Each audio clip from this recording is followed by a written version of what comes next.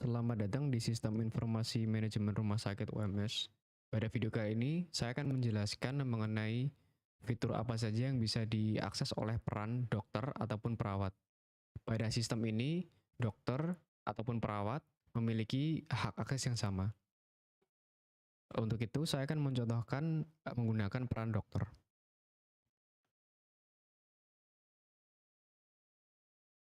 Untuk peran perawat, silakan login menggunakan user dengan peran perawat. Berikut adalah halaman setelah login.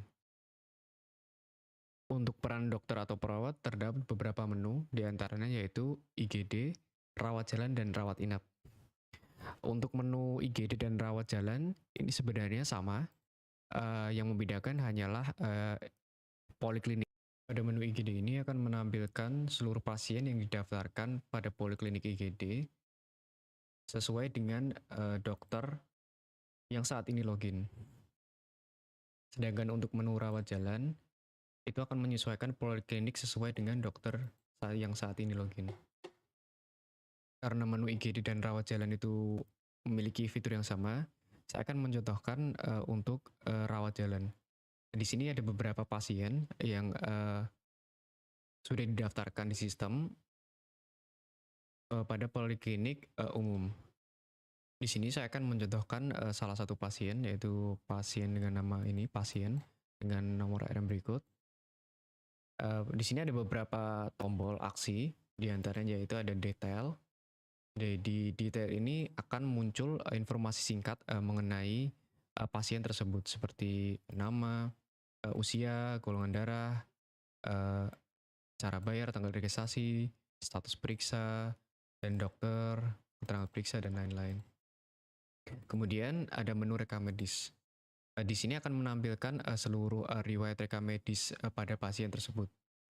Dan juga akan menampilkan informasi singkat mengenai pasien di sini. Di sini ada riwayat rekam medis yang pasien tersebut telah jalani. Kemudian saya akan klik salah satu riwayat rekam medis di sini. Klik aksi di sini. Nah, di sini akan menampilkan seluruh rekapan rekam medis mengenai pasien itu.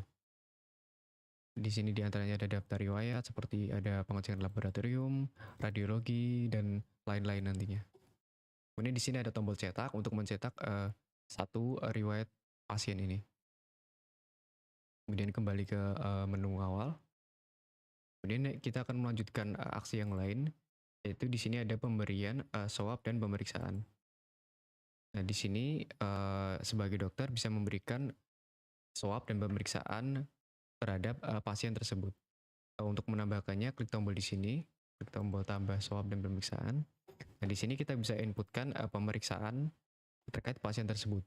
Di sini untuk contoh saja, saya akan mengisikan misalnya 180, kemudian di sini suhu tubuhnya misal 36, kemudian nadinya 70, dan respirasinya semisal 15, dan tinggi badan semisal 170,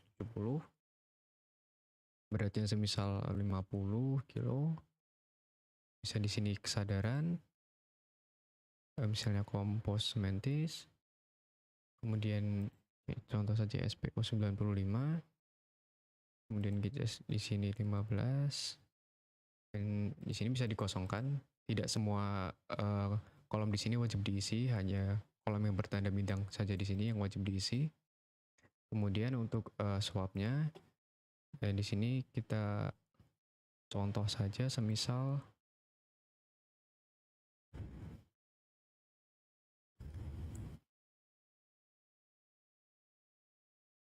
ini, kemudian objektif, semisal contoh saja, kemudian assessment, ini semisal ini, kemudian contoh plan, mengisikan ini, kemudian instruksi, semisal ini. Nah, untuk evaluasi bisa kita kosongkan, kemudian klik simpan. dan data swab dan pemeriksaan tersebut berhasil disimpan. Nah, untuk di sini masih bisa diubah, dan cara mengubahnya bisa klik tombol di sini.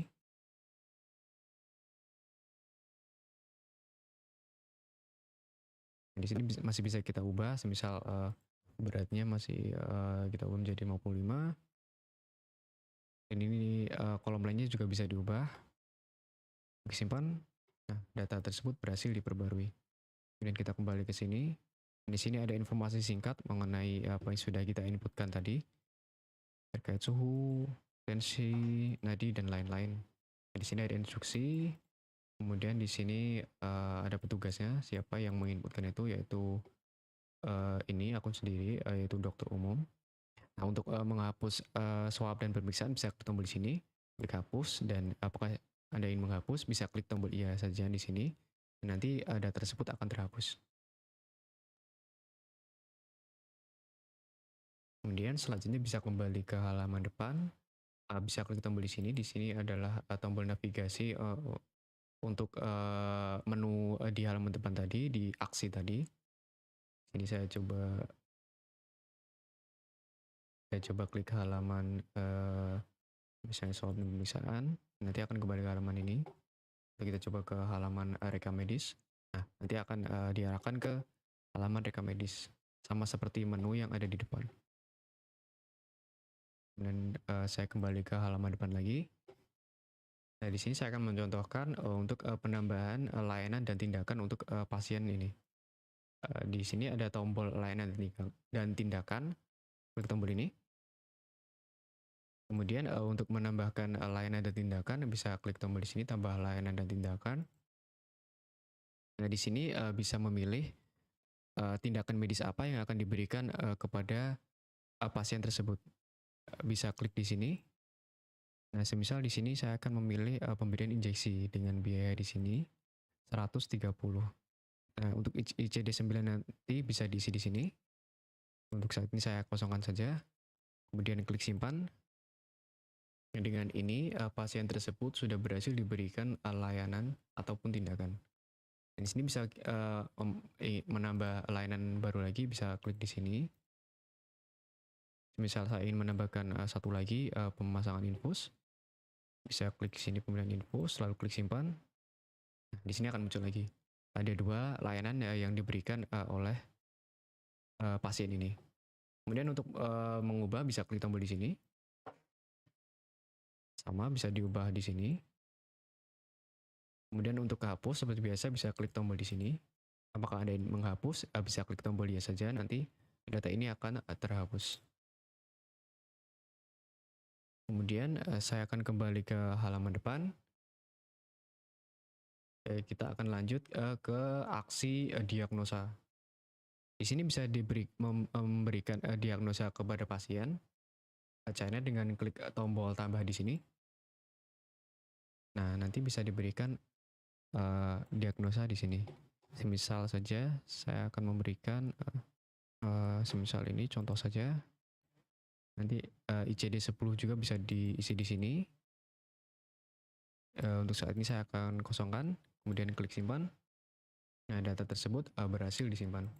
Kemudian apabila ingin menambah baru juga bisa. Saya contohkan lagi untuk misalnya untuk menambah diagnosa baru.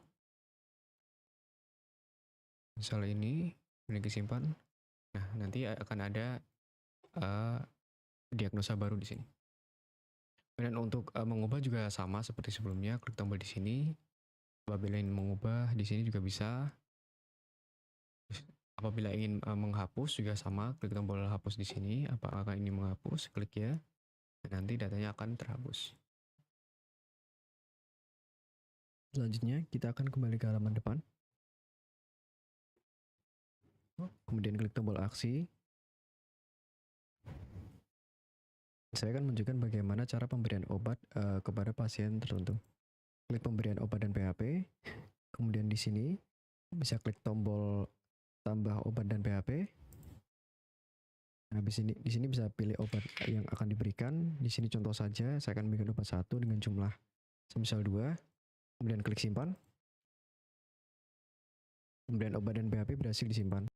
Nah, di sini sudah muncul obat dan atau BAP yang diberikan kepada pasien pada tanggal 22, kemudian unit rawat jalan obatnya obat 1 dengan jumlah 2 yang memberikan dokter atau perawat dokter umum. Di sini masih bisa kita edit di sini, klik tombol ini untuk edit. Misalnya kita ganti dengan obat lain, misalnya obat 2, kemudian jumlahnya semisal kita tambah menjadi 5. Kemudian klik simpan. Nah, data tersebut berhasil diperbarui. Bisa kita klik kembali di sini. Nah, di sini sudah menggunakan data yang terbaru.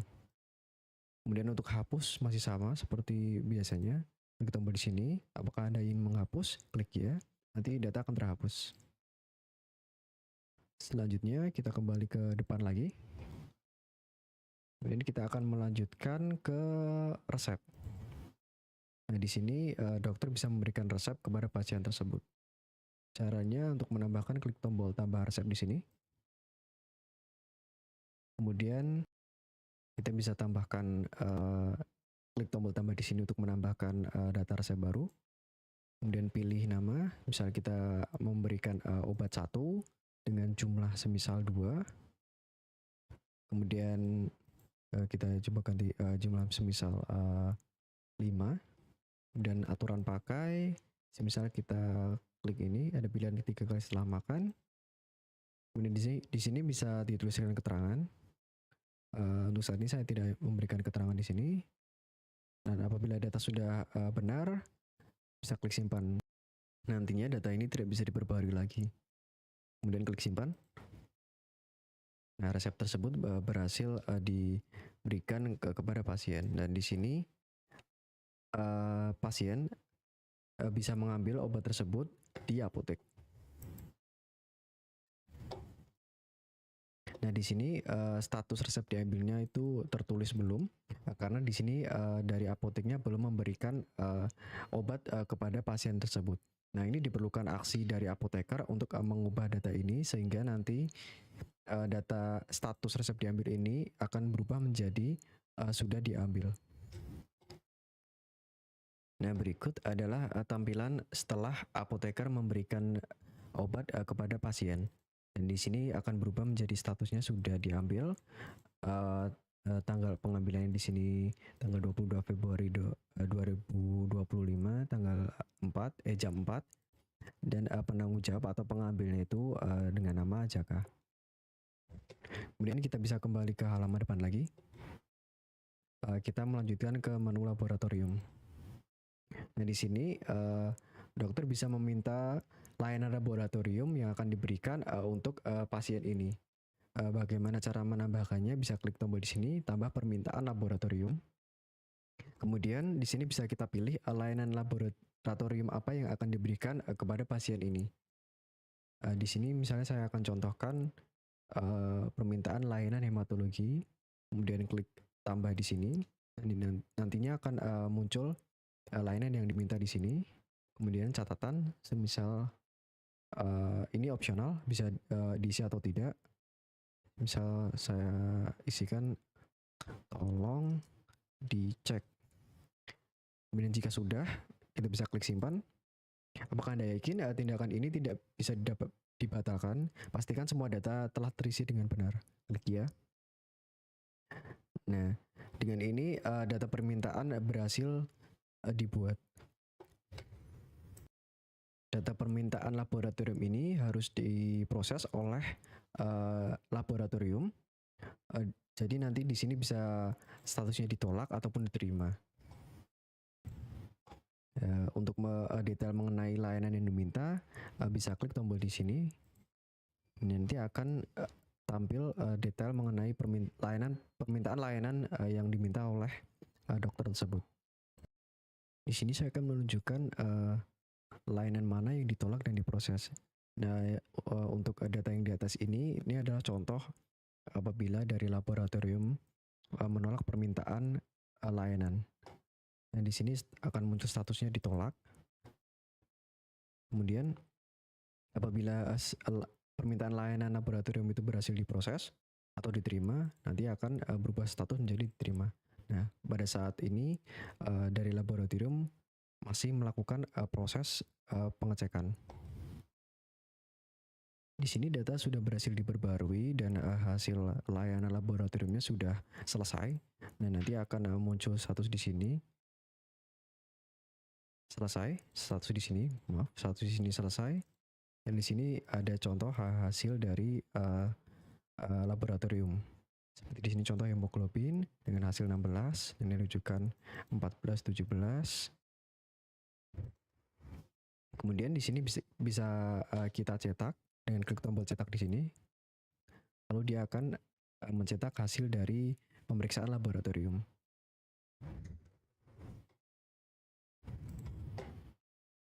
Selanjutnya kita bisa kembali ke halaman depan. Kemudian kita akan melanjutkan ke menu radiologi.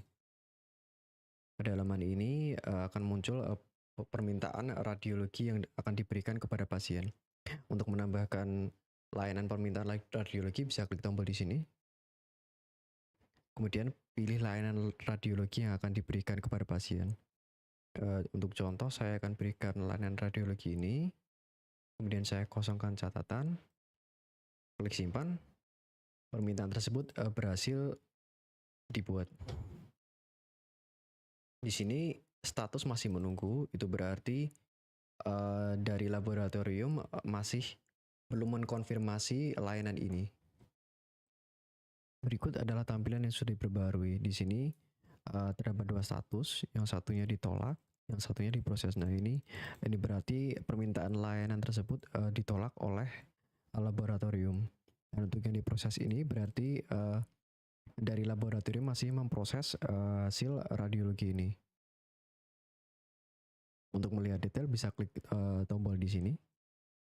Nanti akan menunjukkan detail dari permintaan radiologi ini. Apabila dari laboratorium sudah selesai memproses, nanti akan muncul seperti ini.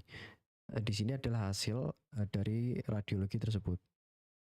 Semisal di sini ada nama layanannya, kemudian di sini pelaksananya, dan di sini ada hasilnya, keterangan hasilnya, dan apabila nanti ada gambar akan muncul di sini. Nah, ini masih bisa dicetak dengan klik tombol di sini, klik tombol cetak di atas, dan nanti akan mencetak hasil pemeriksaan radiologi.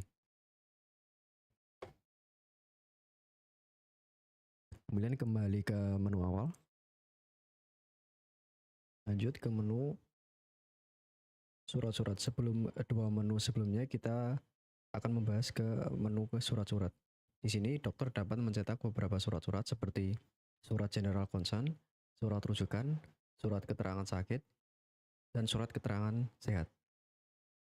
Saya akan menunjukkan bagaimana cara membuat surat general concern. Klik menu surat general concern. Kemudian akan ditunjukkan halaman seperti ini, dan di sini kita bisa klik di sini untuk mengedit nomor. Ini sebagai contoh saja.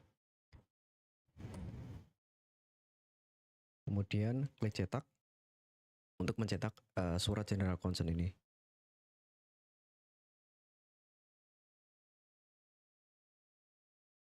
Selanjutnya kita lanjut ke menu surat rujukan. Di sini bisa diedit beberapa isian seperti nomor, semisal contoh saja.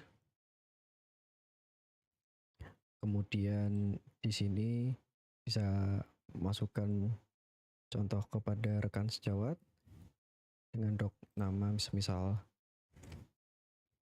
Dian Pratama, kemudian di RS Melati, tentu saja.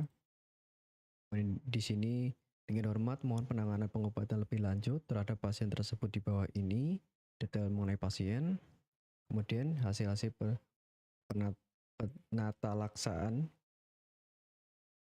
yang telah kami lakukan terhadap pasien tersebut sebagai berikut. Kemudian isikan beberapa yang harus perlu diisi di sini. Di antaranya anamnesis, sebagai contoh saja kita isikan semisal ini. Kemudian pemeriksaan fisik, contoh saja ini. Kemudian pemeriksaan penunjangan, Ini buat contoh saja. Klik di sini, ini terus kemudian diagnosis. Kemudian terapi mungkin bisa kita kosongkan saja. Dan isi alasan dirujuk, semisal seperti ini.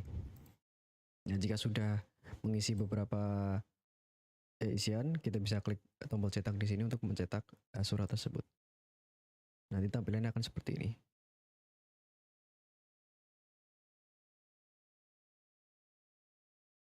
Kemudian lanjut untuk mencetakkan surat berikutnya, yaitu surat keterangan sehat. Klik surat keterangan sehat, kemudian isikan beberapa yang harus diisi di sini, seperti nomor. Kemudian ada informasi yang bertanda di bawah ini, dokter rumah sakit Fakultas Kedokteran UMS menerangkan bahwa informasi pasien dan seterusnya. Hasil pemeriksaan fisik kami pada tanggal, kemudian isikan tanggal di sini, semisal tanggal 22 Februari 2025. Kemudian di sini contoh isikan berat badan semisal 60, kemudian tinggi badan 170, kemudian isikan tekanan darah semisal contoh 80, 120, kemudian golongan darah semisal O, kemudian riwayat penyakit semisal contoh tidak ada. Sini semisal surat keterangan sehat ini digunakan untuk syarat mendaftar sekolah, misalnya ini. Nah, apabila sudah diisi, kemudian klik cetak di sini untuk mencetak surat tersebut. Yang berikut adalah tampilan cetak dari surat keterangan sehat. Selanjutnya ke surat yang terakhir, yaitu surat keterangan sakit. Kemudian klik surat keterangan sakit. Kemudian isikan beberapa isian di sini. Seperti nomor contoh saja. Kemudian yang bertanda di bawah ini, dokter umum menerangkan bahwa informasi pasien, kemudian berdasarkan hasil pemeriksaan klinis, laboratoris atau radiologi yang bersangkutan dalam keadaan misalnya sakit dengan diagnosa penyakit nyeri perut akut dan perlu istirahat selama 3 hari, 3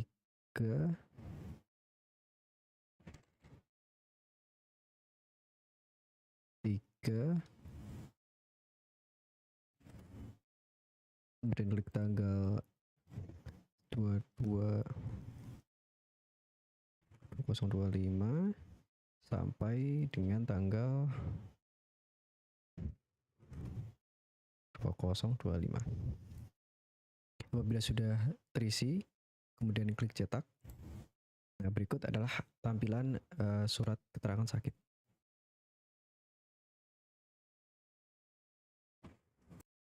Selanjutnya kita kembali ke menu awal. Kita akan lanjut ke menu status periksa. Status periksa di sini adalah informasi apakah pasien ini sudah selesai diperiksa. Apabila sudah, klik sudah, kemudian bisa masukkan keterangan, klik simpan. Dengan status periksa sudah ini, itu berarti pasien ini siap melakukan pembayaran di kasir. Selanjutnya, kita akan masuk ke aksi rawat inap. Pada rawat inap ini, pasien dirawat jalan ini berarti akan dipindahkan ke rawat inap. Di sini terdapat informasi singkat mengenai pasien. Kemudian di sini ada kamar. Kita harus pilih kamar di sini. Semisal kita pilih kamar anggrek kelas utama dengan harga 100.000 per hari. Kemudian kita pilih dokter. Semisal kita di sini pilih dokter umum. Jika informasi sudah terisi, kemudian klik simpan. Nah, dengan itu pasien tersebut berhasil dipindahkan ke rawat inap. Dengan ini menu rawat jalan selesai. Selanjutnya lanjut ke menu rawat inap. Pada menu ini terdapat beberapa pasien yang sedang dirawat inap. Saya akan memproses pasien dengan nomor RM berikut. Untuk aksi di sini kurang lebih sama dengan yang dirawat jalan, mungkin ada beberapa yang berbeda, yaitu catatan gizi dan menu keluar. Di sini saya akan mencontohkan untuk pencatatan gizi terhadap pasien ini. Klik cat gizi, kemudian di sini kita bisa menambahkan catatan gizi untuk pasien tersebut. Dengan klik menambahkan di sini, klik tombol tambah di sini, kemudian isikan catatan gizi. Sebagai contoh saja, misal kurangi konsumsi gula. Klik simpan. Catatan tersebut berhasil disimpan. Nantinya catatan ini nanti akan muncul di bagian gizi yang biasanya memberikan makanan untuk pasien. Kemudian kita kembali ke menu utama. Kita melanjutkan ke menu terakhir, yaitu menu keluar. Untuk menu keluar ini itu berarti pasien ini sudah siap untuk keluar. Bisa dipilih di sini ada beberapa status seperti sehat, rujuk, meninggal, sembuh, membaik, dan seterusnya. Di sini saya akan mencontohkan dengan status keluar, yaitu sehat. Kemudian klik simpan. Pasien tersebut berhasil keluar dari rawat inap. Dengan ini pasien siap untuk melakukan pembayaran di kasir.